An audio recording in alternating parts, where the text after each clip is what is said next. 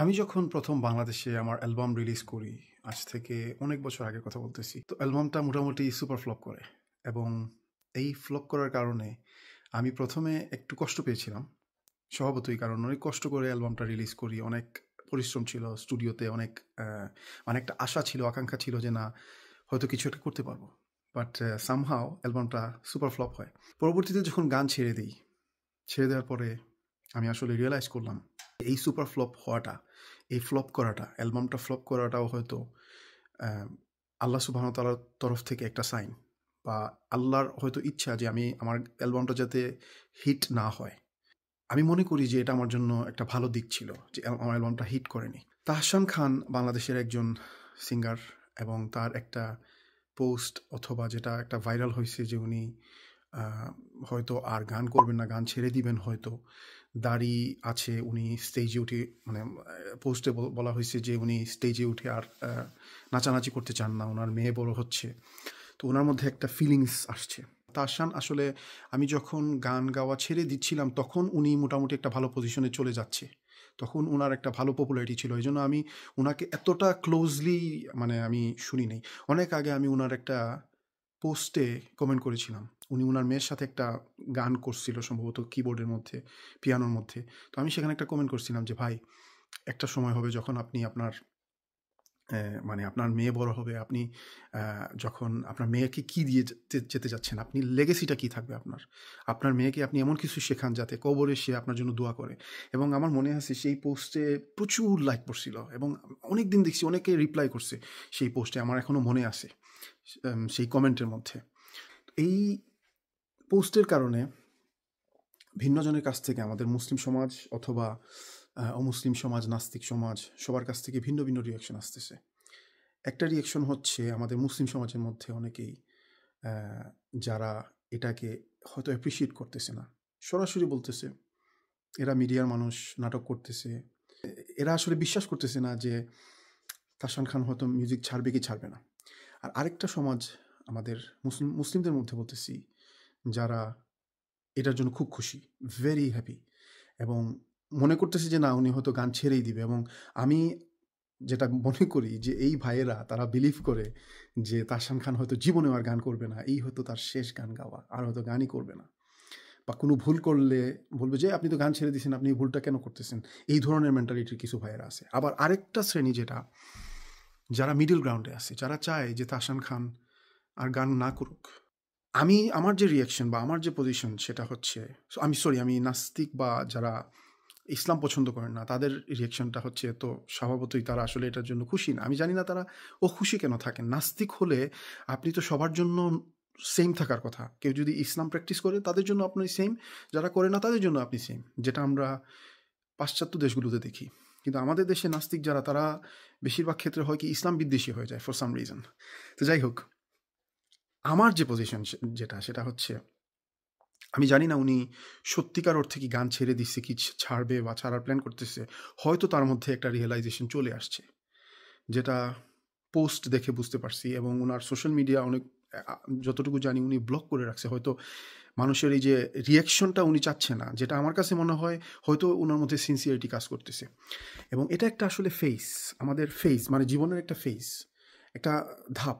এই ধাপে আসলে মানুষের মধ্যে অনেক সময় চেঞ্জ আসে। মানুষ অনেকটা টাইম চায়। যেমন আমি যখন গান ছাড়তেছিলাম, ছাড়ার পথে, তখন আমি মানে অনেক জিনিস চিন্তা করছি। কিছু মানুষের সাথে আমি এই বিষয়টা নিয়ে পরামর্শ করতাম। তখন তো সোশ্যাল মিডিয়া ততটা অ্যাক্টিভ ছিল না, আমিও ততটা অ্যাক্টিভ ছিল না। মাইস্পেস ছিল সম্ভবত, হাই5, মাইস্পেস, ওগুলোর দিন ছিল। বাট ওগুলাতে তেমন মানে আনাগোনা ছিল না আমার। মোটামুটি একটা জাস্ট প্রোফাইলের মতো ছিল। তো এই জিনিসটা, মানে তখন কিন্তু আসলে মানুষ অনেক কিছু চিন্তা করে, যেটা আমার কাছে মনে হচ্ছে তাহসান হয়তো এখন এটা চিন্তা করতেছে। আমার যেটা রিয়াকশন থাকবে যে আমি আসলে কোনো কনক্লুশনে পৌঁছাবো না, বাট আমি দোয়া করব যে, কারণ তাহসানের মতো মানুষ যদি চেঞ্জ হয়, তাহলে হাজার হাজার লাখ লাখ তরুণ তরুণী চেঞ্জ হবে। তাদের মধ্যে একটা কোয়েশ্চেন আসবে, তাদের মধ্যে একটা প্রশ্ন আসবে যে আসলে দেখেন, তাহসানের মতো মানুষ সব কিছু পাইছে জীবনে, ফেম বলেন, খ্যাতি বলেন, টাকা বলেন, তারপরে গান গাওয়ার পরে মানুষ তাকে, এটা তার লেগেসি, বিগ লেগেসি, হালাল হারামের লেগেসি সেটা তো পরের কথা, but this is a big legacy for him. উনি মরার পরে কিন্তু মানুষ ওনাকে মনে রাখবে, তার গান গাওয়ার জন্য তাকে মনে রাখবে। তো এত কিছু পাওয়ার পরেও তার মধ্যে হয়তো একটা এমটিনেস কাজ করতেছে। এমটিনেস মানে আমি আমার একটা পোস্টে যেটা লিখছি, ফেসবুকের একটা পোস্টে, তাহসান ভাইয়ের এটার চেঞ্জ হওয়ার পরে আমি যেটা লিখছি যে আসলে আমাদের মধ্যে আমাদের রুহের একটা খাদ্য দরকার, আমাদের যে সোলের একটা খাদ্য দরকার।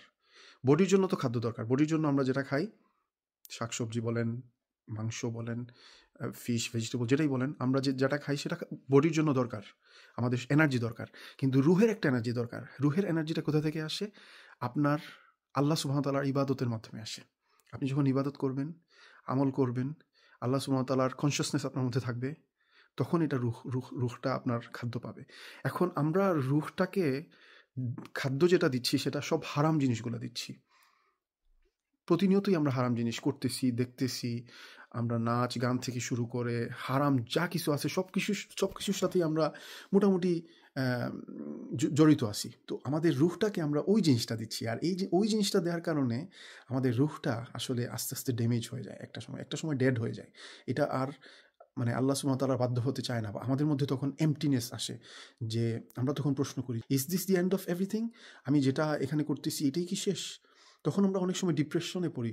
যারা আল্লাহকে চিনে না, জানে না, তারা কিন্তু ডিপ্রেশনে পড়ে যায়। তো তাহসান যেহেতু মুসলিম ঘরের সন্তান, হয়তো তার মধ্যে এই ফিলিংসটা আসতে পারে।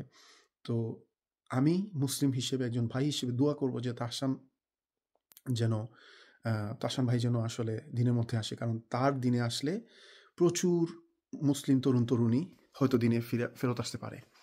তাদের মতো মানুষ যখন দিনে ফেরত আসে, আবার তাদের মতো মানুষ যখন দিনে ফেরত আসে না, যখন হারাম কাজে মানে অবাধে হারাম কাজ করতে থাকে, নর্মালাইজ করতে থাকে হারাম জিনিস, তখন আমাদের মুসলিম তরুণীরাও অবাধে হারাম কাজে মানে এটা নর্মালাইজ করে ফেলে। এই জিনিসটা আসলে রিয়েলাইজটা খুবই দরকার, এবং আমি বলবো ওনাকে সময় দিন।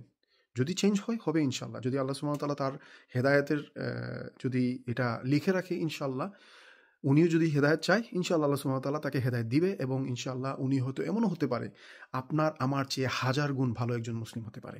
অতএব give him some time, don't go after him, don't do anything. এবং যদি এই ভিডিওটা উনিও দেখে থাকে, আমি ওনাকে আসলে ভাই হিসেবে নসিহত করব, টেক ইউর টাইম, ইনশাআল্লাহ আল্লাহ সুবহানাহু ওয়া তাআলা will guide you to the right path. জাযাকুমুল্লাহ খাইর। আসসালামু আলাইকুম ওয়া রাহমাতুল্লাহি ওয়া বারাকাতুহু।